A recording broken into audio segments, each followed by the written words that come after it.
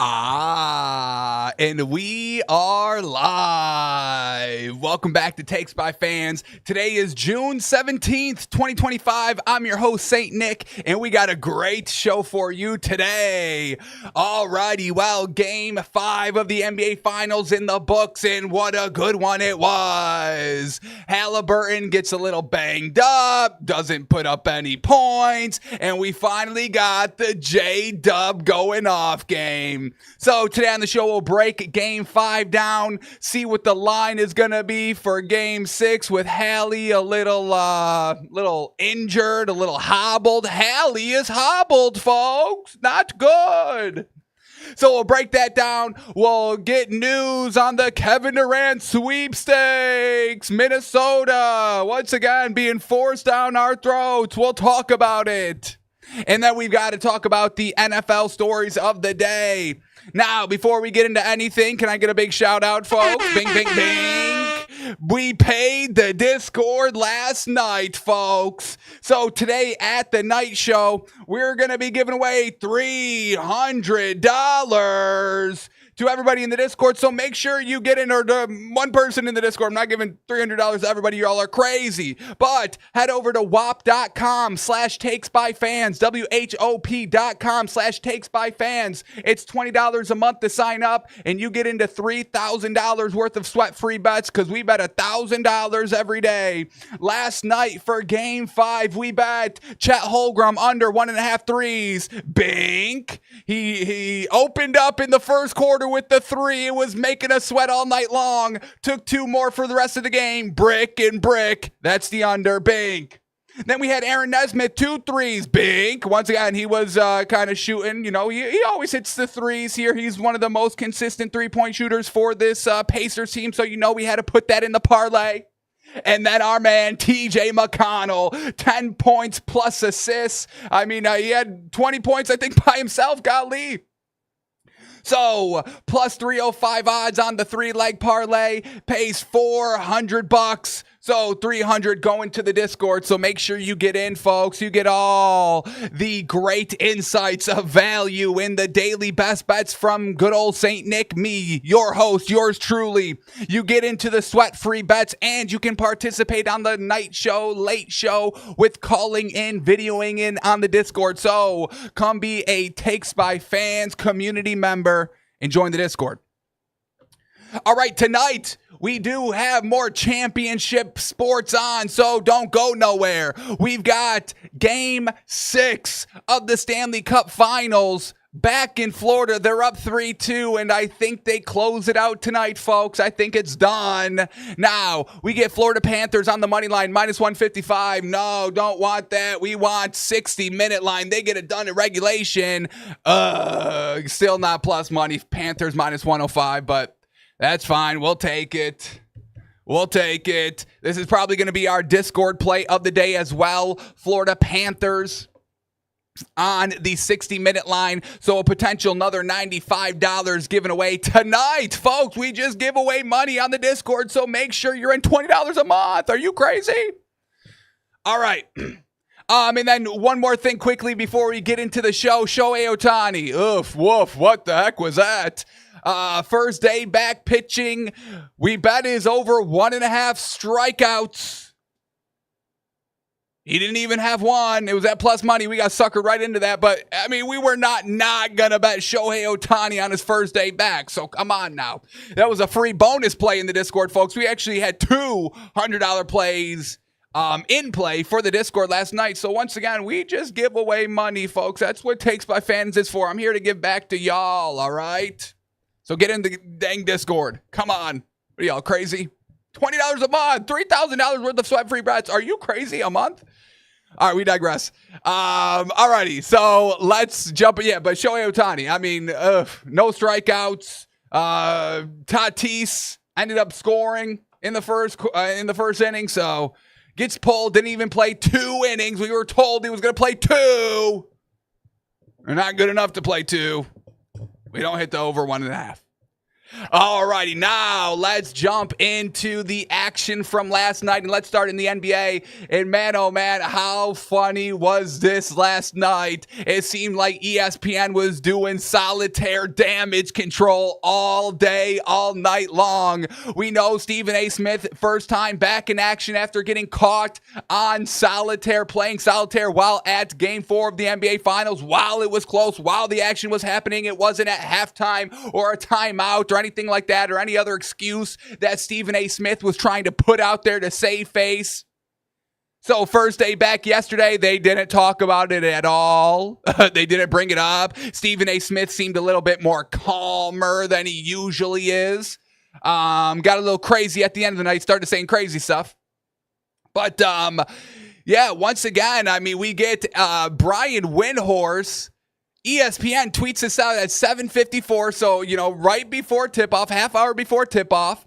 And ESPN tweets this out. Windy gives us a look at how he watches the NBA Finals in the arena. He's not on solitaire. ESPN just trying to push out, hey, all of our analysts actually watch the games and break them down, okay? Trying to save face big time here, because if Stephen A. Smith goes down, that's all they've got over there at ESPN. Is Stephen A. Smith. They got Pat McAfee, but they don't really like him. I don't think they like him too much. So we'll see.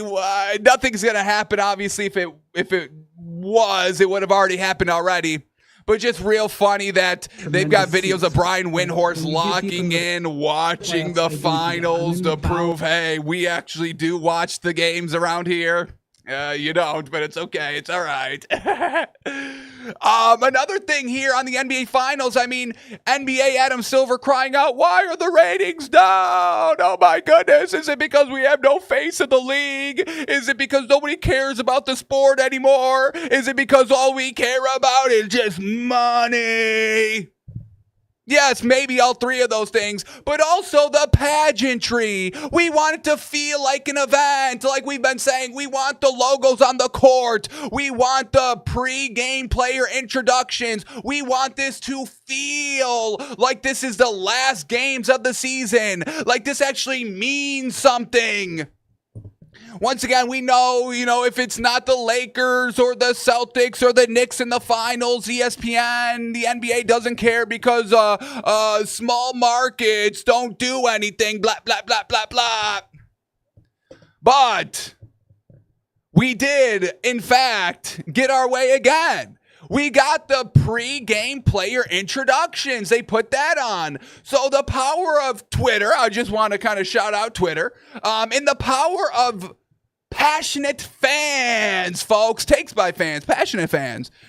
We collectively, us, y'all, me, you, we, us, we all came together and we got what we wanted kind of throughout the entire finals. We had the trophies on the floor, even though it was for like half a game and they were small and not really what we wanted. They heard our voices. They heard our voices about the pre-game introductions. They did it last night. Mike Breen, we wanted a bang for Halliburton at the mid-range game-winning jump shot game 1. He ends up giving us a bang on his first shot game 2. So, folks, all you got to do is speak out and be passionate, and you can enact change. Let your voices be heard. All right. Now we get this nugget of information. Now, we never doubt this, but this is going to set the bar, set the tone for Indiana. We know a smaller market Indiana having maybe trouble getting the crowd pumped up. The Pacers have been doing a great job of making it feel like the finals in the city and all that, inviting Pat McAfee on the mic to get the crowd riled up. So they're doing their part. But last night, just multiple instances. We heard Mike Breen on the call. Dude, can y'all hear anything? Because it's so gosh dang loud. We had Trent on Twitter. He's a good follow. Book It with Trent. Shout out. He was at the game sitting courtside, and he said, this place is the loudest building I've ever been in. And Trent is a big OKC Thunder fan. He goes to the game. He sits courtside at the games. And he was saying, this is the loudest it's ever been. This is the loudest building I've ever been in. So the crowd really brought the juice last night in OKC. So I got to shout y'all out whenever y'all can make home crowd, home field advantage yours. I mean, that's a huge factor in games, folks. I'm up here in Buffalo. I go to Bills games every now and then, and I got to tell y'all, I mean, golly, that Buffalo Bills Stadium, I hate that they're building a new one because there's something about that. There's something about that stadium in particular when they start scoring and the chats start going, man, oh man, it is deafening in that stadium, and it just doesn't stop. So great home court advantage. There's nothing like it. You get goosebumps. So shout out to OKC's fans for truly bringing it last night. And Trent was so loud, getting so rowdy. We get a little insight on what it feels like to sit courtside. Trent was given an official warning ticket by the NBA, and I kind of like this. We've seen people get thrown out of games for, maybe jawing a little bit too much, acting a little crazy, maybe being a little bit too drunk. We've seen it, but now we get a little behind the scenes. So he was issued a warning card that says, quote, big red card with warning written right on the top. But the card says you are being issued a warning that the comments, gestures, and or behaviors you have directed at players, coaches, game officials, arena staff, and or spectators are in violation of the NBA Fan Code of Conduct. This is the first and only warning you will receive. If after receiving this warning, you continue to violate the NBA Fan Code of Conduct, you will be immediately ejected from the arena without refund. So love that they're issuing warnings. I mean, look, things can get out of hand. The players on the floor, they get out of hand a little bit sometimes. But if you're just barking, trying to do your part of being that home court change and all that, you got to at least issue a warning. All right, y'all thought I was taking it too much? Okay, let me dial it back. Even though I wasn't, but I'll dial it back for y'all. So I really like that by the NBA, especially, if you're spending hundreds of thousands of dollars to sit courtside at the NBA Finals. Can't just do a one and done, you're out of here. So really like that, really respect that by the NBA. And then this is what Trent, his rationale was of what he was doing. He says, backstory, I was chirping the fuck out of Halliburton during warm-ups. James Johnson walked over and said I was a bitch. I said, who the fuck are you, bro? He told the security something, and then I was handed this card. So that's how you could potentially get a warning card if you go to an NBA game, folks. Start calling now, everybody. Alrighty, now let's get into the actual game last night, because another good game. I know maybe it looks like a blowout and all this, but the Pacers rubber banding that lead all game long, never really let it get too far out of hand. If it would open up to like 15 points, they try to rubber band it back to 9, 10. And they did a solid job of it. They ended up getting the lead cut down to 2 with like 9 minutes left in the fourth quarter. But every single time they would shrink the down lead to 1 possession, 2 possession, like a 6-point deficit, a 2-point deficit. There comes the turnovers again. That just leads to easy buckets that balloon the lead back up to 10. It's kind of frustrating watching this Pacers team. They just keep making the same mistakes after same mistake after same mistake. Something that I thought that we kind of had figured out in the first game, where they had 19 turnovers in the first half, and we were talking about Rick Carlisle settling them down, be like, hey, we're a great passing team, but this Thunder's defense is playing out of its mind. So we can't keep all these passes. They're going to break them up. They're going to get intercepted. I know we're good at it, but this defense is just too good to make those small, tight window passes. That's why I wanted somebody just to be aggressive. And when we look at this Pacers roster, there's really nobody that can kind of create their own shot. We saw Nembhard kind of do it a little bit fourth quarter in game 1. But, SGA is going to lock you up at some point. And that's what we've seen. Siakam, he was trying, and I got to give credit to Pascal Siakam, led the team in scoring last night for the Pacers, 28 points, 9 of 15 from the field, 3 of 6 from the 3, very solid. But 6 turnovers, just, he's not a ball handler, and it's unfortunate, but you can see it. It's clear as day when he has the ball. He can drive. He's a big body. I like Pascal Siakam a lot, but just not somebody that can really go and create and get his own shot when y'all need a bucket. And Tyrese Haliburton can't really do that either. We all know Tyrese Haliburton had a bad game, injured early second quarter. Let's get the actual injury up here. Tyrese Haliburton injured his right calf in the second quarter of Game 5, and that's why, he didn't have any points, but still was always kind of on the bench, always potentially going back in. Ended up going back in the game with like a minute and 30 seconds left in the first half. It was really kind of bizarre. So Haliburton is a little banged up, a little shook up. We'll see if he'll be right for Game 6. He says, hey, I've worked my ass off to be here, so I'll be out on that court. But once again, you're not that kind of scorer to begin with. Now you're injured, a little hobbled. That's definitely going to affect your shooting now, so that's going to be even worse. Yes, he had 6 assists, but at the end of the day, we just need somebody to get a bucket when they need it, and nobody can do this on the team. Nobody can kind of be this clutch factor. Give me the ball, let me be aggressive, let me take over, and let me get us back in this game. They really don't have anybody like that. We've got TJ McConnell, who's really kind of the second most aggressive scorer, and we've been saying that really kind of since Game 2 when he was just kind of stopped passing the ball. We bet his points and assists last night because we were like, hey, he's going to at least be aggressive scoring the ball. And then, if he goes back to his old ways of settling in and being just kind of a pass-first guard, we're going to cash either way. And he ended up having 18 points and 4 assists. So TJ McConnell took 14 shots, the second most. Played 21 minutes off the bench, increased minutes because of obviously no Tyrese Haliburton, playing still 34 minutes. I can't believe Tyrese Haliburton played 34 minutes last night. Golly, it did not look like that. Sheesh. So shout out to Siakam a little bit for, doing his best, but there's just nobody to be aggressive. I mean, I was trying to find a better, clear version of this, but I can't.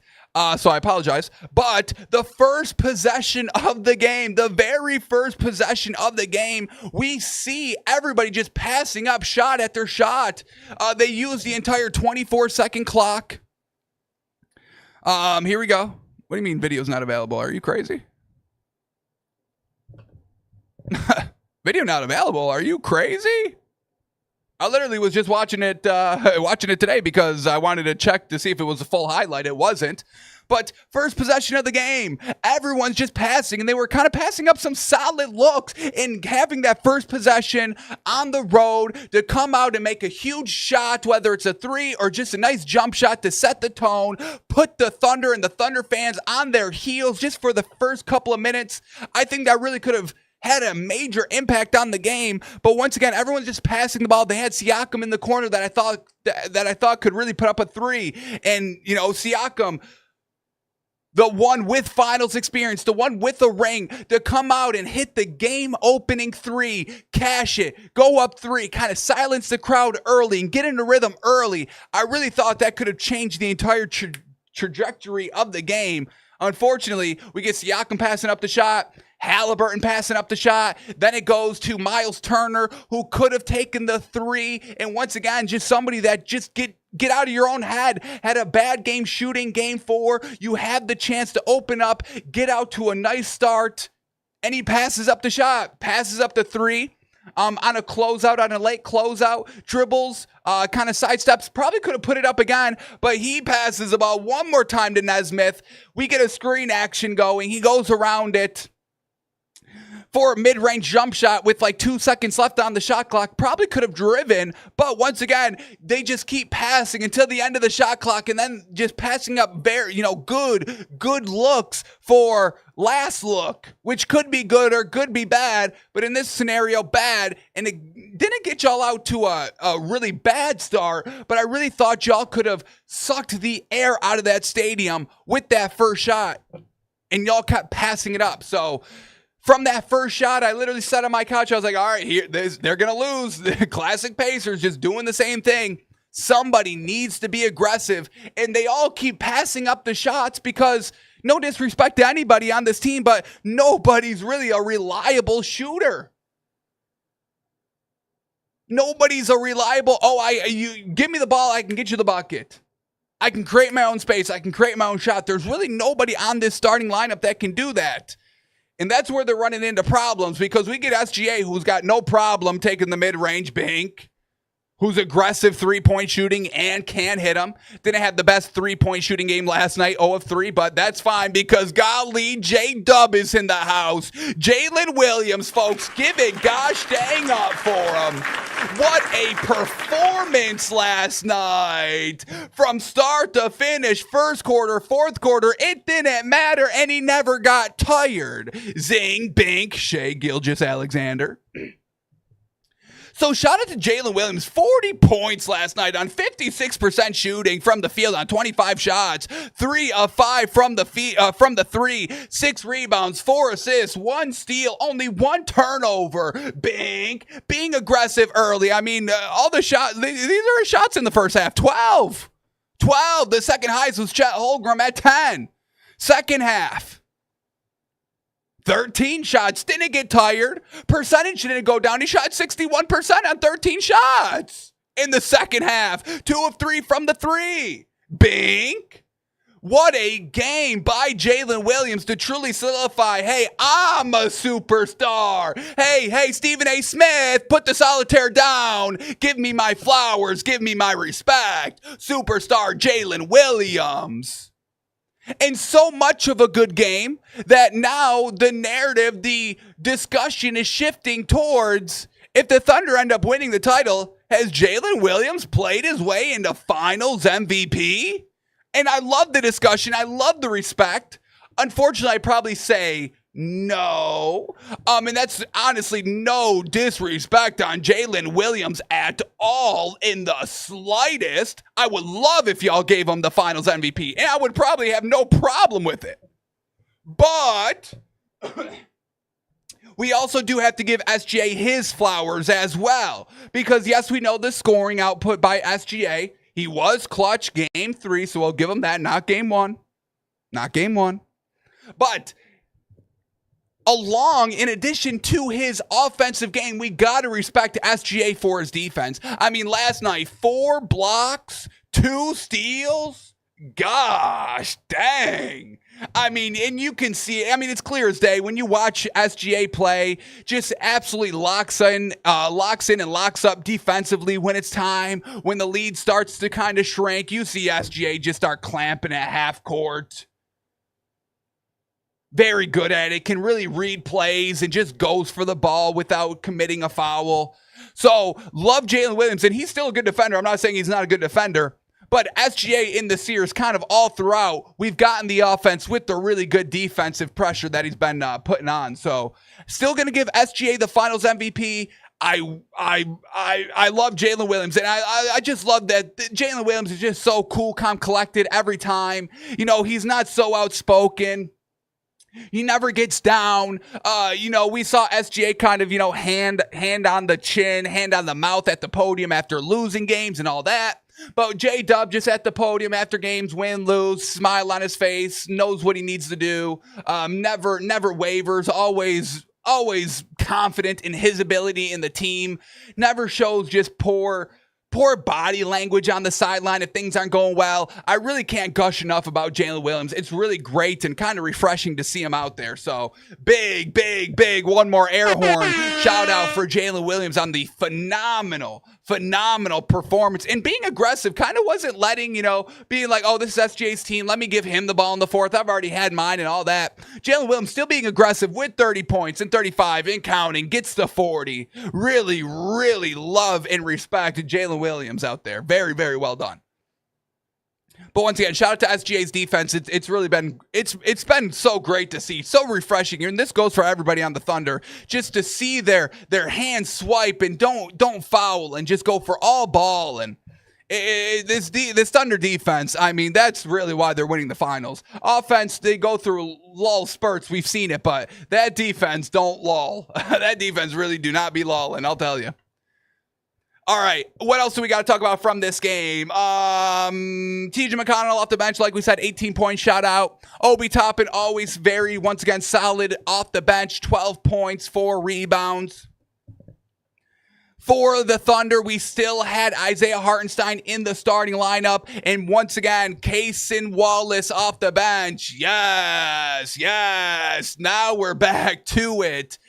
Because not only, we didn't like the decision to put Cason Wallace in the starting lineup, and this is why, because he was so good and efficient off the bench, and everybody was feeding off the bench. So Cason Wallace back, 3 of 4 from the field, 11 points, 4 steals, bink. Then we had Aaron Wiggins also off the bench, 14 points, 4 of 7 from the 3. Bank. So really great bench production by Aaron Wiggins and Cason Wallace, who we've seen have, a good game in the finals. They both get it done. Alex Caruso a little down in the offense. 1 of 8, 0 of 3 from the 3. We usually don't see that too much from Caruso, but the defense was still there. 4 steals, 1 block, a +8 on the floor. So bench was great for the Thunder. Bench for the Pacers just needed more. I mean, Benedict Mathurin took 11 shots, folks, and shot 18%, only 7 points. So really needed Mathurin to kind of step up here with Tyrese Halliburton injured and not able to give a good offensive output. And Mathurin just couldn't get it done. So we're seeing this Pacers kind of team, the role players, the bench players starting to fade here in the series. And unfortunately, I hate to say it, but I do think this series is officially over. Heading back to Indiana for Game 6. Halliburton hobbled. He says he's going to still play through it. All right. But once again, just the shooting is not where it needs to be for the Pacers. And I don't know if anybody's going to be able to step up now that, they're even more tired than what they are. I mean, we're going Game 6 of the NBA Finals where some of these series we're going 6, 7 games. I just don't know if the Pacers have the legs to do it, the fresh legs to do it. Somebody's just going to have to overtake offensively. It's probably going to have to be Siakam. But once again, the Thunder just lock up too gosh dang tight and good for Siakam to really be ball dominant. All right, let's quickly check the line for Game 6 back in Indiana, and it's still only 5. Wow. Thunder -5, Pacers +5. I really thought this was going to be a little inflated, a 6, maybe even 7, really because of the Halliburton injury. But Vegas feeling good about themselves, feeling firm. They don't change too much in the finals. We know Vegas isn't shook. And unfortunately, I have to endorse the Thunder -5. I think this is over. This is done. But we'll see. Next game is on Thursday. So once again, we got a little 2-day lull. No basketball today. No basketball tomorrow. Thankfully, we got the Stanley Cup today. So a 1-day lull of no championship sports. But we'll get through it together, folks. I promise. All right. Now, the biggest thing from this game is that we got the Jalen Williams shot. We got it. And this shot beats any other Halliburton shot that we've seen. The jersey on the table, the choke, the big balls. We get the woo by Jalen Williams. This comes after, I think it was a 3-point shot to give him 40 points. He may have been at 38, 39 at the time. But man, oh man, and this is just what I love about Jalen Williams. It's never, I've got no problem with people kind of going over dramatic and over the top on their celebrations. I love it, but just a good old fashioned, man, I've been balling. I just hit this shot, time to let it all out. Woo!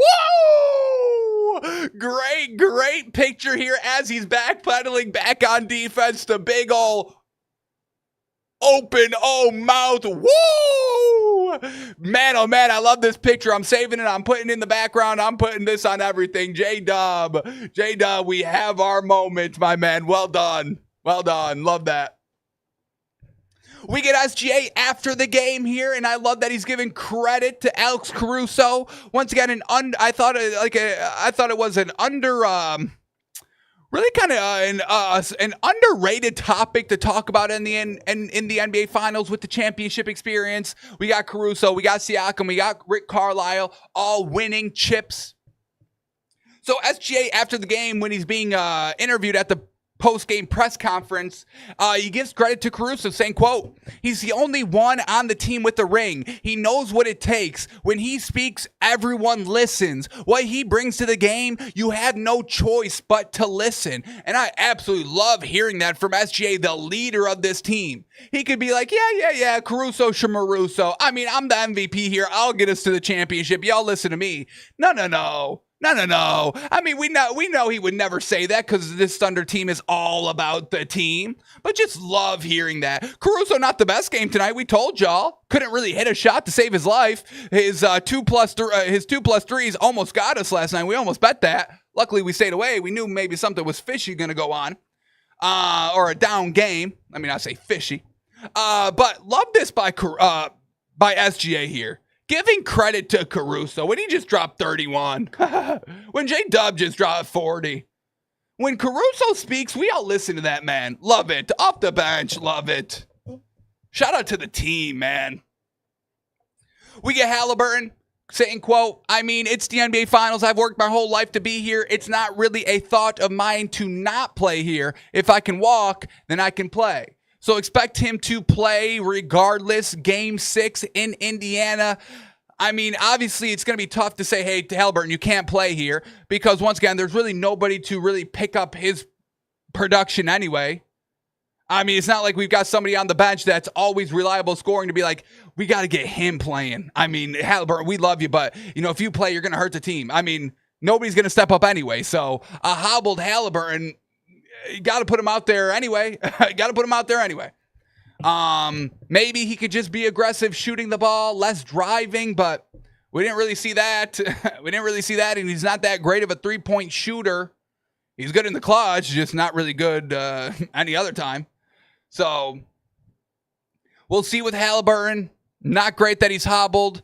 Kind of sucks that, the game was close and he was hobbled and all that, but you got to stay healthy. And we got to shout out the Thunder for staying healthy. That's an accomplishment. Longevity is an accomplishment. That's why we got to give LeBron James, and let me knock on some wood here, but I think we got to give LeBron James way more credit than what people are giving them. LeBron's only got all the records because of longevity and all this. Well, yeah, he takes basketball seriously. I mean, we all hear the stories of him spending millions of dollars a year just on his body to keep it right, to keep it fresh, and keep it young, and keep it loose. Taking care of your body, I mean, that's a skill. It's a skill. So, shout out to everybody staying healthy. Halliburton, unfortunately, just real late in the season. Unfortunate. Bad timing. All right. And this is another bone I have to pick here. I absolutely hate this. This is the second time we've seen it too. But resting your players, taking your players out, your starters out in a playoff game, don't love it. And especially hate it during a finals game, especially when it's still kind of in reach. I mean, we've seen big comebacks from this Pacers team. This is why this irks me so much. But 2 minutes left, a minute 51. They're down 13. And Rick Carlisle pulls all the starters. Pull Halliburton, fine, he's banged up, okay. But we know this team has made a living off of comebacks, wild comebacks. And you bench the team with 2 minutes left? Is it improbable? Yes, but what the Pacers have been doing is always improbable. So really hate that he threw in the towel the second time here in the finals. Just real gross from every standpoint, in my opinion, from a competitive standpoint to, this is the finals. We can rest when we're dead standpoint. We see the Thunder keeping all the starters out there. Now, that's a big ball move right there. Be like, look at these pussies taking their starters out, not us. Pull our pants down. No pussy found. You won't find no pussy if you pull our pants down. Big hogs. Big hog swinging down there. Y'all want to see? We'll pull our pants down right now in front of y'all. So, really, really do not like this by the Pacers and really by Rick Carlisle. I got to give him a knock here. So, and actually, after this, I want to say the Thunder got the ball. They didn't score. Pacers come down and hit a three and bring it down to 10. Now, I want to say there's maybe a minute 25 seconds left at this point. of bringing it down to 10. But once again, 10 points, a minute 20. 3, stop, 3. Now it's a 4-point game with probably around 28 seconds left. It's exciting. It's coming down to the wire. But no, let's put the subs in and rest our Halliburton, who doesn't matter really how much rest he gets. He's not going to be right for game 6 anyway, so who cares? Really did not like this. We got to stop. We got to stop taking. I don't know when this started. This started years ago, and it's absolutely disgusting. It's just, I don't care. I don't care about, but injuries. Oh, injuries happen. It happened in the second quarter of this game for Halliburton. Injuries always happen. Stop trying to play around the injuries. That frustrates me so much. If you're going to get injured, you're going to get injured. We really can't get around it. It's like Final Destination. Death comes for everybody. It's going to come for you. You escape it once, well done for you. It's gonna really get you the second time around, and it's probably gonna come after a lot of people you love now. So if you escape an injury because you don't play for the final minute 20, well, the injury Grim Reaper is gonna be knocking on your door early next game. Be like, hey, I didn't forget. I didn't forget. I'm here.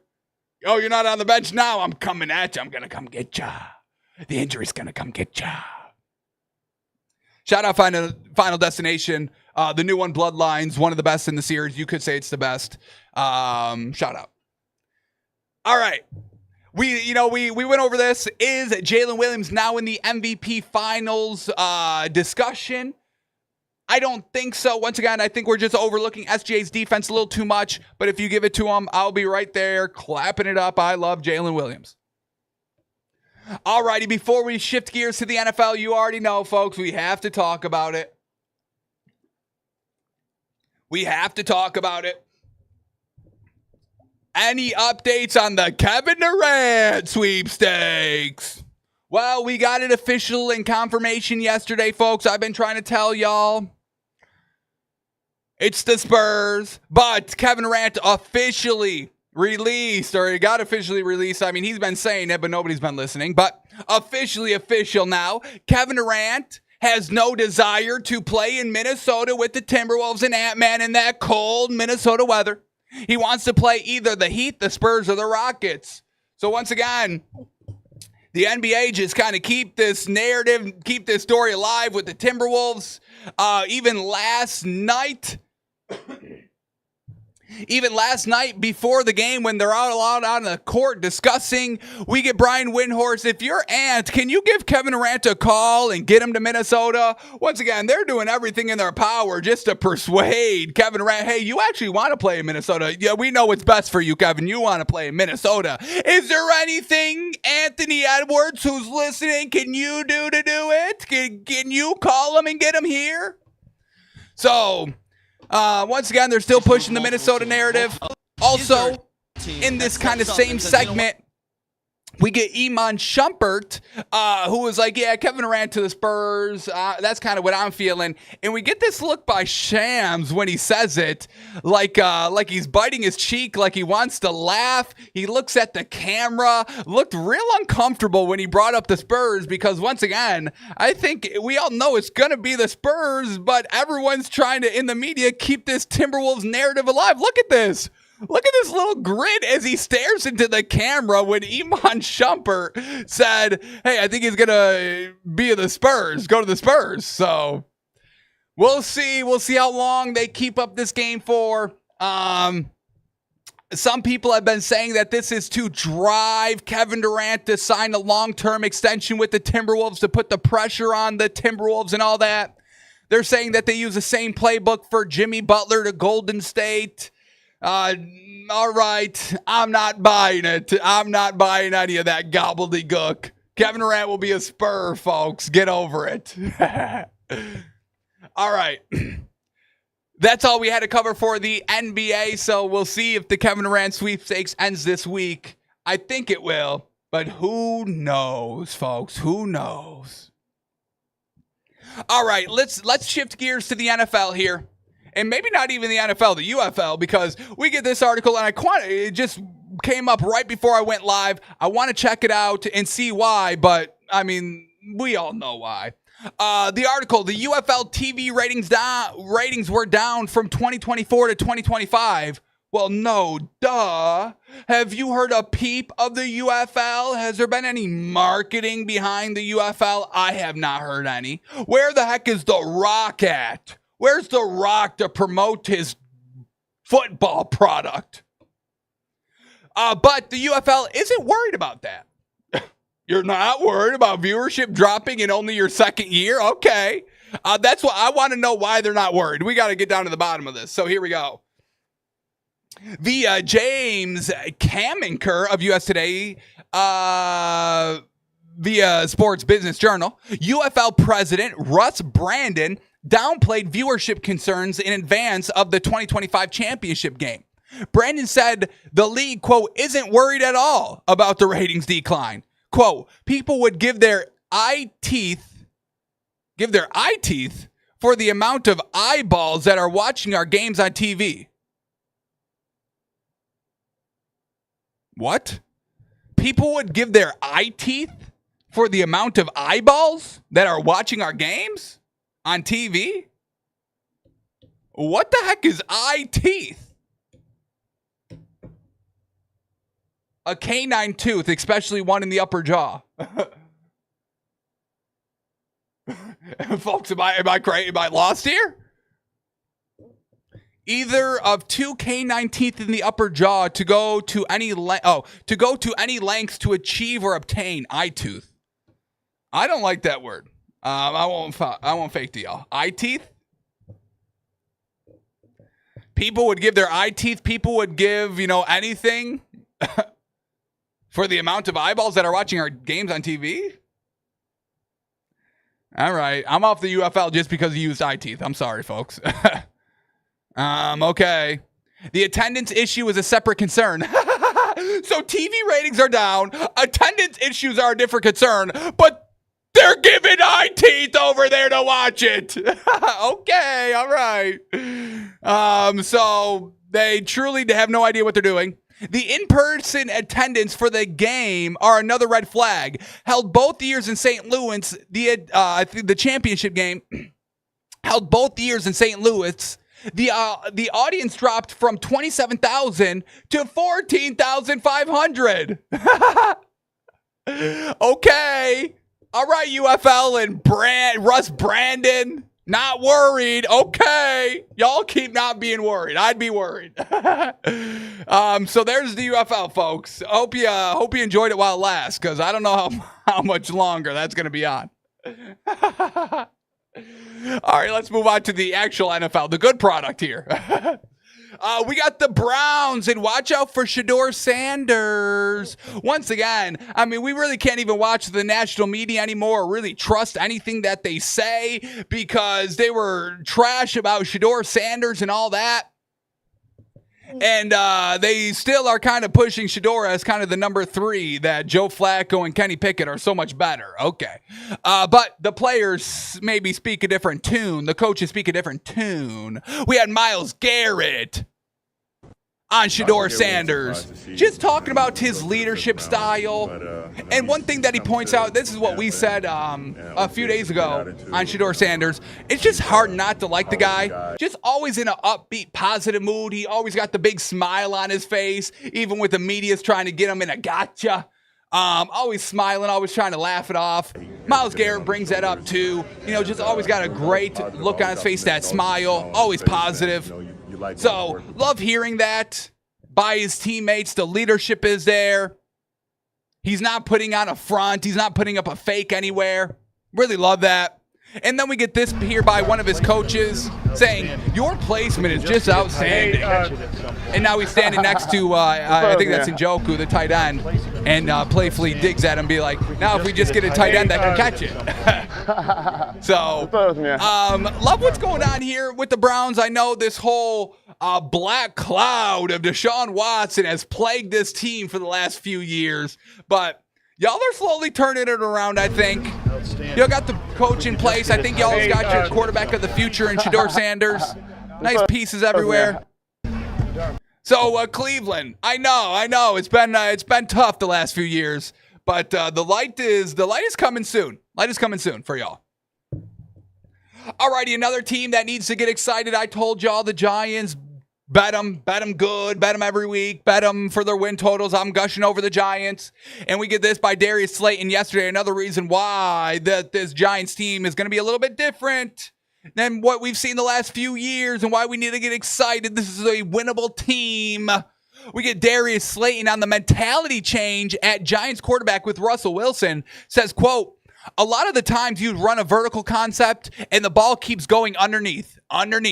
But Russ will alert you, hey, if the safety drops, I'll get you the ball. And he's actually done it a lot in camp. And it gives you a little bit of extra juice.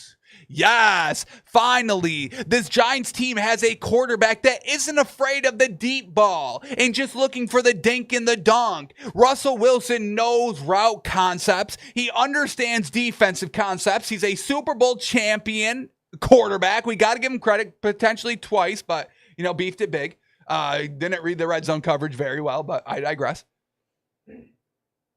But Russell Wilson knows what to look for on those deep balls. So giving the receivers, hey, I know, these other quarterbacks would never even attempt to throw this ball here. But hey, if the safety's dropped, I'm coming to you. So just keep that in mind. Give it your all every time. So love hearing that by Darius Slayton here. The receivers a little bit more juice now. Hey, we're going to be getting the ball down the field. We're going to be pushing the ball. Yeah, that's what I signed up for as a receiver. Give me the ball down the field. I'll get it. So once again, folks, this Giants offense is not going to be the trash offense that we've seen the last 2, 3, 4, 5, 20 years since Eli Manning. They're back. Once again, I don't want to toot this team's horn. I know y'all come at me. I'm trash. I don't know what I'm talking about. I get it. I leave my fin at the door. Y'all know me. But watch out for the Dolphins, folks. Watch out for the Dolphins. This whole culture change, culture shift that's been going on. Everyone says they're buying in. We're hearing them say it. Obviously, actions are going to speak louder than words. But we get this. One Dolphins player says the friction, quote unquote, friction that was a deterrent for the 2024 Dolphin season is now gone. And this is now a, quote, no-nonsense team. So hopefully we got the noise out, and some of the noise was kind of Tyreek Hill a little bit, but he's re-bought in, re-leadershiped. We had Jalen Ramsey, who I think is kind of on this as well, on why we're trying to get rid of him. But the main name kind of swirled with the friction talk, and this is unfortunate for the Giants because I know I'm gushing about him and he just went to the Giants, but is Jevon Holland. Was kind of the name attached to the locker room friction. The let's all buy in friction. So no more Jevon Holland. He's a hell of a player, I'll tell you that. Maybe not the best locker room guy. And now the Dolphins are saying, hey, that locker room noise is now out of here. This is a different team. So Dolphins Nations, let me hear y'all. Because more good news here for the Miami Dolphins. Flows and Hoke, shout out Flynn's up. Is Jonnu Smith's situation with the Dolphins is, quote, still fluid. We're back on talking. Back on track talking to Jonnu Smith, the tight end that we desperately need. Once again, great locker room guy. No friction with Jonnu Smith, I'll tell you. Just wants to get paid a little bit more money because he came off of one of his best seasons of all time. One of the best Dolphins tight end seasons of all time.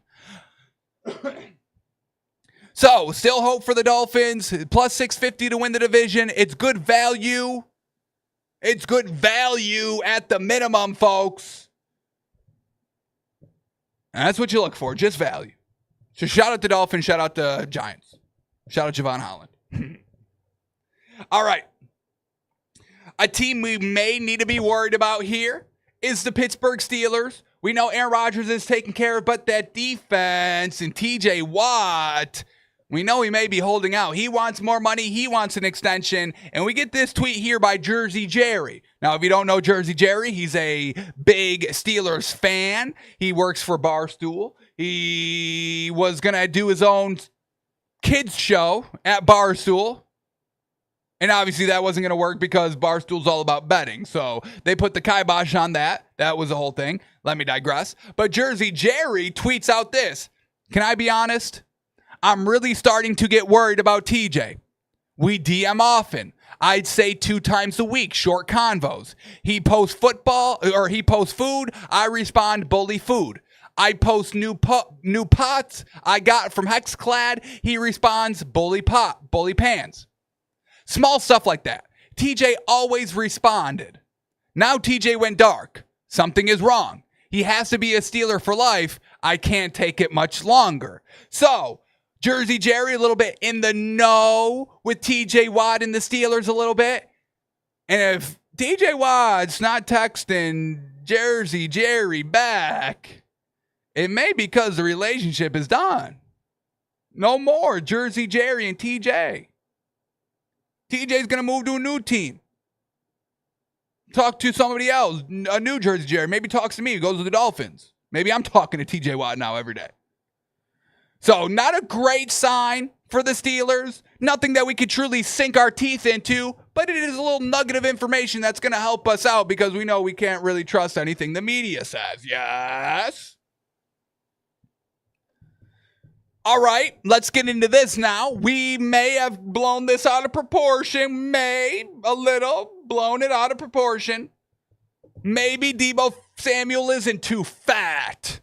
We get this. Dan Quinn says he was impressed with Deebo Samuel's speed, saying, quote, I was easily reminded he's one of the fastest players on the team.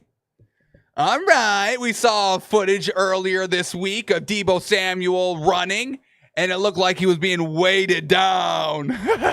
But Dan Quinn says, hey, I'm looking at him right now. He's looking good to me. We get, quote, somewhere along the way, I'd forgotten until he was out there how fast he is. I can remember one time he ran just by somebody downfield on a deep ball, and I was like, yeah, I forgot about that. So it didn't surprise me, but I was maybe that I missed talking about it to the space because I was easily reminded he's one of the fastest players on the team. So we'll see. We get this quote as well. He was such a difficult person to tackle that you spent so much time. How are you going to tackle this person? And so sometimes when you're playing against the receiver, you say, man, you better either get him at the line or you better be on top of him. With him, so many times there were so many runs after the catch plays that we had a tackling plan and how you would go about it. Talking about his time in Dallas and when he would face in the 49ers and Deebo Samuel. So, all right, we'll see. It looks slow to me, but Dan Quinn saying, oh, he's as fast as I remember. We'll see. We'll see when it comes out on the field.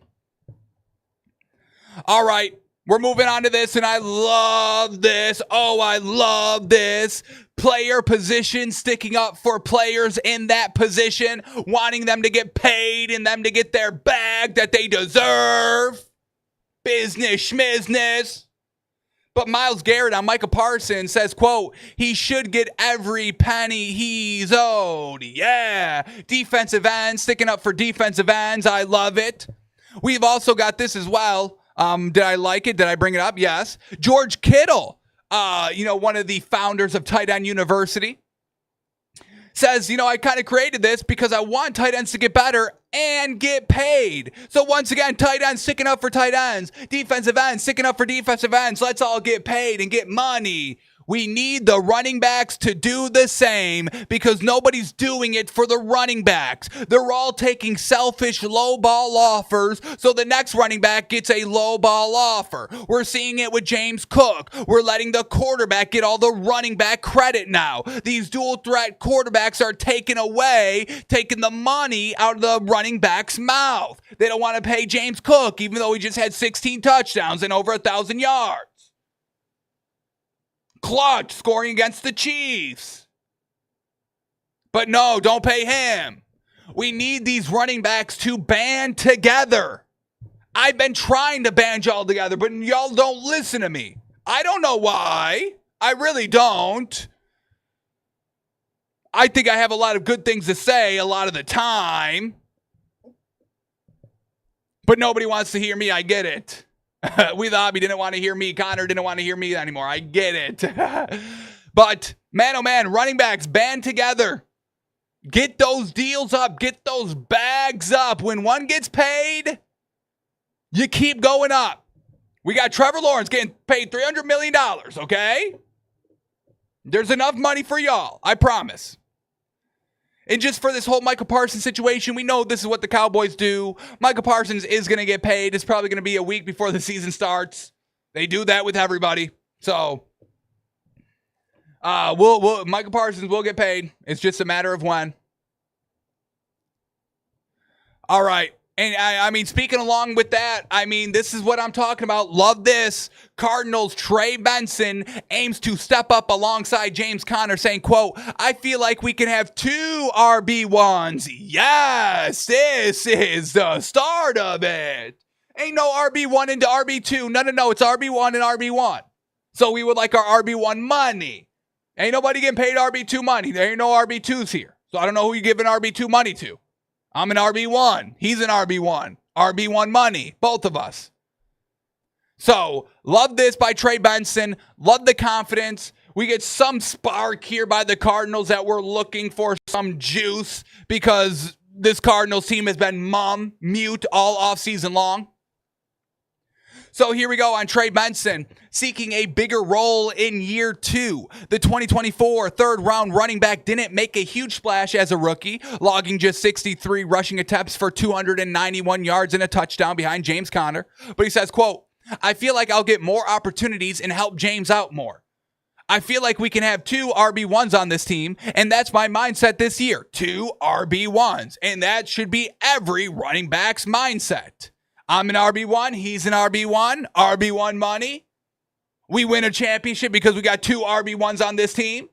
Running backs are now carrying the league, folks. I know. Oh, it's all passing. Oh, we want touchdowns. We want 50-yard passes every time, blah, blah, blah, blah, blah. Well, it's not happening. The defenses are getting actually smarter.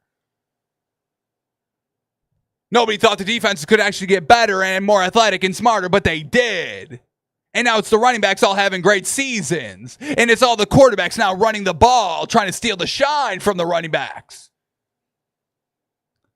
So Trey Benson, go get it done. I want 1,000 yards out of both of y'all. 2,000 yards. That's RB1. Both Trey Benson and James Conner will rush for 2,000 yards both this season. Bet it.